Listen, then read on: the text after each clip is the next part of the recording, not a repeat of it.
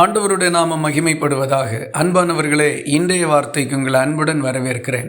இன்றைய தியானத்துக்காக பிலிப்பியருக்கு எழுதின நிருபம் 2வது அதிகாரம் 15வது வசனத்தை வாசிக்க கேட்போம். கோணலும் மாறுபாடுமான சந்ததியின் நடுவிலே குற்றமற்றவர்களும் கபடற்றவர்களும் தேவனுடைய மாசற்ற பிள்ளைகளுமாய் இருக்கும்படிக்கு வேத வசனத்தை கை கொண்டு இந்த உலகத்தில் தேவனுடைய பிள்ளைகளாக வாழக்கூடிய நாம் இந்த உலக மக்களுக்கு நடுவில் எப்படிப்பட்டவர்களாய் வாழ வேண்டும் என்பதற்கு இந்த வசனம் நமக்கு சில அறிவுரைகளை வழங்குகின்றது.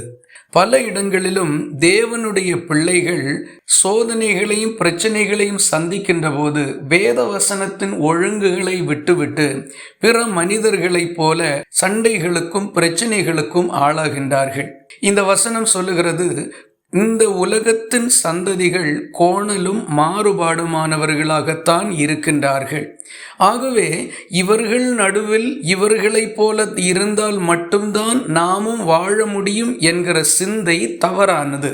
ஆனால் சில குறிப்பிட்ட பிரச்சனைகளை சந்திக்கின்ற பொழுது இந்த எண்ணம் நம்மிடத்தில் மேலோங்கத்தான் செய்கின்றது. ஆகவே பிற மனிதர்களோடுள்ள பிரச்சனையின் நடுவில் தாங்களும் அவர்களைப் போல செயல்பட்டு குற்றம் உள்ளவர்களாக மாறிவிடுகின்றார்கள். கபடமான பேச்சும் சிந்தையும் செயல்பாடும் உள்ளவர்களாய் மாறிவிடுகின்றார்கள்.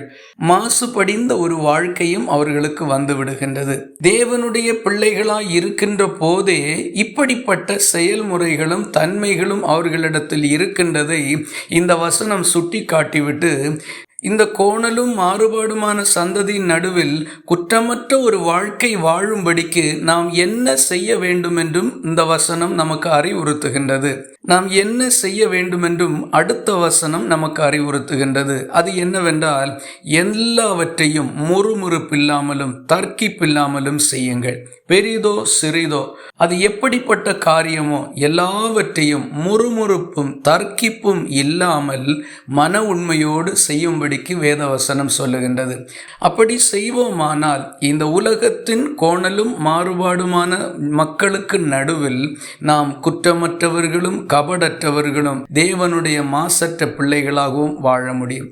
ஆகவே இவர்கள் நடுவில் இப்படித்தான் வாழ முடியும் என்கிற நம்முடைய சொந்த எண்ணங்களை விட்டுவிட்டு வேதவசனத்துக்கு திரும்புவோம், வாழ்ந்திருப்போம். இந்த வார்த்தைகள் இந்த நாள் முழுவதும் உங்களுக்கு ஒரு ஆசீர்வாதமாய் இருப்பதாக. ஜெபிக்கலாமா? எங்களை நேசிக்கிற அன்பு நிறைந்த நல்ல ஆண்டவரே, நாங்கள் உம்மை நன்றியோடு துதிக்கிறோம். இந்த உலகத்தின் மக்கள் கோணலும் மாறுபாடுமானவர்களாய் இருக்கும் பொழுது எல்லாவற்றையும் முறுமுறுப்பும் தர்க்கிப்பும் இல்லாமல் நாங்கள் செய்கிறதனால் இவர்கள் நடுவில் நாங்கள் உம்முடைய பிள்ளைகளாக வாழுகிறதற்கு முடியும் என்கிற நல்ல ஆலோசனை நீர் எங்களுக்கு கொடுத்திருக்கிறீர். இந்த வசனங்களை கை கொண்டு வாழ உதவி செய்தருளும். ஜெபத்தை கேட்டதற்காக ஸ்தோத்திரம். இயேசு கிறிஸ்துவுல வேண்டிக் கொள்கிறோம், எங்கள் அன்புள்ள நல்ல பிதாவே. ஆமேன். கர்த்தர் தாமே உங்களை ஆசீர்வதிப்பாரா.